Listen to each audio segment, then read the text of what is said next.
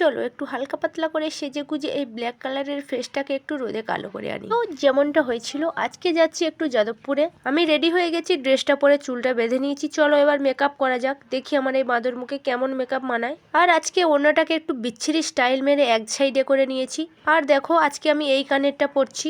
যদি এর থেকে বেশি সাজি তাহলে লোকে আমাকে লাথি মেরে সমাজ থেকে বের করে দেবে। আর কি, যেটুকু না করলে নয়, একেবারে বাঁদর লাগবে সেইটুকু একটু ঢাকার জন্য একটা চেনও পরে নিয়েছি গলার।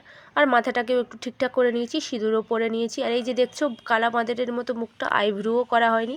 এই যে ঘেমে নিয়ে একেকার হয়ে যায়। এর থেকে বেশি মেকআপ করতে পারবো না ভাই, বুঝতে তো চেষ্টা করো।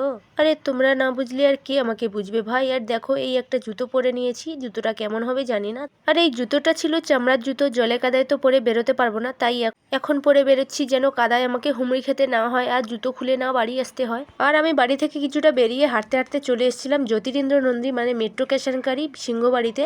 ওখান থেকে অটো ধরে চলে এসেছি এই যে যাদবপুর আদর্শ বালিকা বিদ্যালয়। আর ওখান থেকে নিয়ে নিয়েছি আমি ভর্তির ফর্মটা। মেয়ে এবছর 5-এ ভর্তি হবে। আর ওখান থেকে ফিরে স্টেশনে এসে আমি একটু পরোটাও খেয়ে নিয়েছিলাম। আর তারপর আমি স্টেশনে বসে কিছু ফলও কিনেছিলাম, আপেল কিনেছিলাম। আর আমাকে ফাইনালি যাদবপুর ওভারব্রিজের ওপর থেকে অটো ধরতে হবে, তাই জন্য আমি স্টেশন থেকে হাঁটতে হাঁটতে অনেকটা লং সিঁড়ি ভেঙে ফাইনালি পৌঁছে গেছি আমি যাদবপুর ওভারব্রিজের উপরে। আর দেখো ওভারব্রিজের ভিউটা কেমন। এই জন্যই তো হেভি মেকআপ করতে চাই না, সারাক্ষণ ঘামে ভিজে যাই তাই।